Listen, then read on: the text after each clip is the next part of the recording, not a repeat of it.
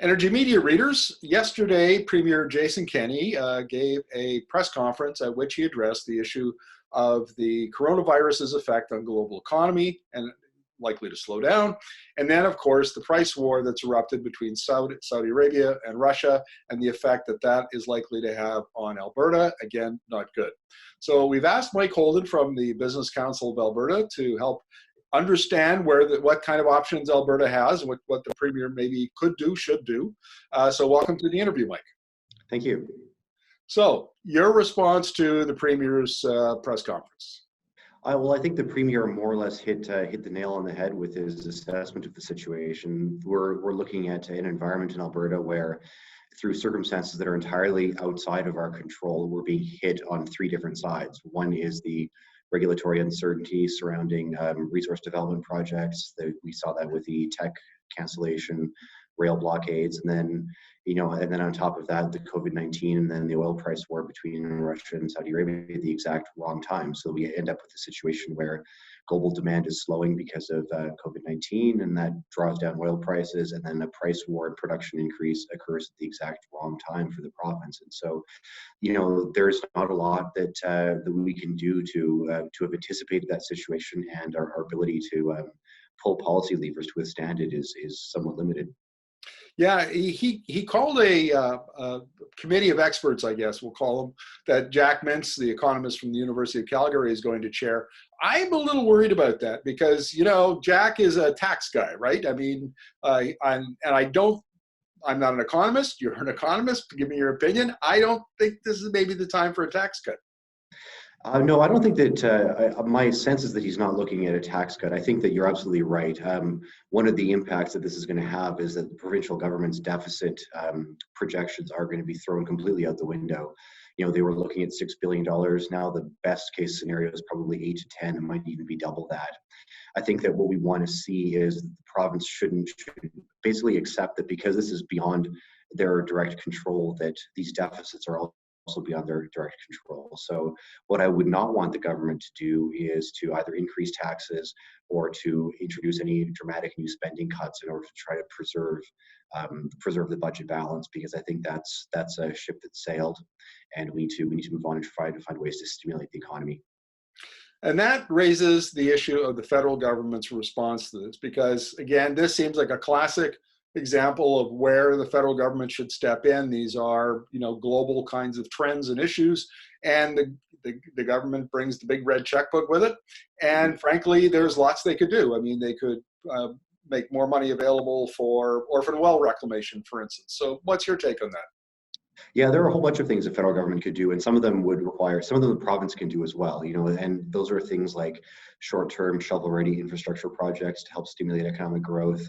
The key there is that they have to be shovel-ready, because too often when governments propose they're going to stimulate the economy through infrastructure investment, it takes like a year or two for those projects to get going, at which point the need for it has already passed. So it would have to be quick shovel-ready ones.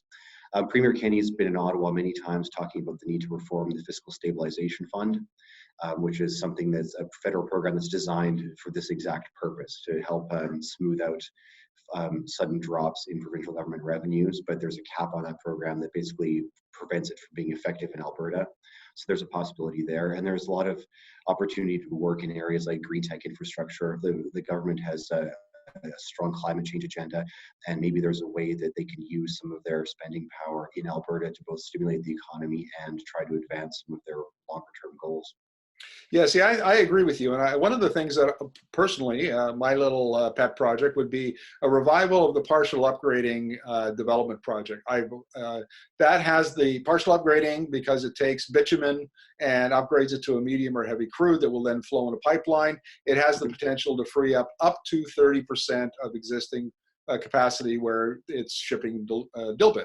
So you advance technology, Alberta-made technology, get it over the valley of death to commercialization, and you benefit the industry by adding value to a product, and you potentially fix part of your market access problem. It's a 3-for-1. So that would be my pet project. What have you got? Well, I think those kinds of things have to be considered, and I think the main issue preventing that from happening, and that the federal government really needs to revisit with this, is that they have been very resistant to do anything that even remotely smacks of financial assistance to the fossil fuel sector. And that's a longstanding federal policy. They do not want to be caught doing anything that might be called a subsidy. And, you know, in the face of this kind of an economic crisis, circumstances beyond anybody's control, I think that it's incumbent on the federal government to revisit those policies. You know, in 2008, 2009, there were federal bailouts for the auto sector.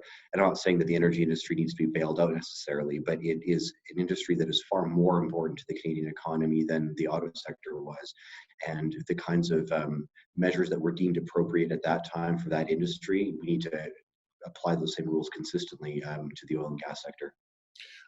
And again, this is just my opinion, Mike, but there are some projects on the go, well underway, like Innovate Alberta's bitumen beyond combustion that could use some stimulus and extra funding. And yes, that is it's hydrocarbons, there's bitumen, but you're looking at not a fuel application, you're looking at carbon fiber or maybe the production of hydrogen. You're looking, I mean, this is, if there was ever a time when both governments could commit to helping this industry make a little pivot over towards the low carbon future, my goodness, this has got to be it. Oh yeah, and absolutely. I think it's exactly those same kinds of things that they should be doing. So there are opportunities to leverage the strength of the resource sector to do something that helps the government achieve its climate change goals and stimulate the Alberta economy. So that one's an excellent example. Putting additional funds into research and development for hydrogen-based fuels. That's more of a longer-term project, but it would help, you know, retain the wealth that we have within our hydrocarbon basins and also achieve climate change goals. So yeah, there are a lot of things that could be done. I think that we need some sort of bold and innovative steps in exactly those areas to help the Alberta economy at this time. And again, I'm going to give you my opinion, Mike, but I think that as important as the dollars that might flow from Ottawa into Alberta, into those kinds of programs, even more important is stepping up and endorsing it and showing that this is part of the new vision for the 2020s, the 2030s. This is where Canada's going, and we're willing to put our stamp of good housekeeping, stamp of approval on it, and put our wallet behind it. And I think that would help Alberta immensely in a number of fronts. And also, it wouldn't hurt the federal government either. No, and I think that's the kind of leadership that's been largely absent up to this point. When Teck pulled its the Frontier mine, it was part of the reasons that it's cited in there was a lack of clarity on the whole issue of resource development and climate policy and just investor certainty. And I think that there are, whether this is not going to solve the short-term challenge overnight, but it will help, and it is certainly critical in the long term. And that is making sure that investors have some sense that if they have a project that gets through the regulatory approval process, that it will actually get built, and that it doesn't get mired in politics, it doesn't get mired in protests and rail blockades and those kinds of things. We need some sort of certainty and action in those areas that demonstrate a commitment on climate change and demonstrate that the federal government has a plan. I think that that's exactly what we need.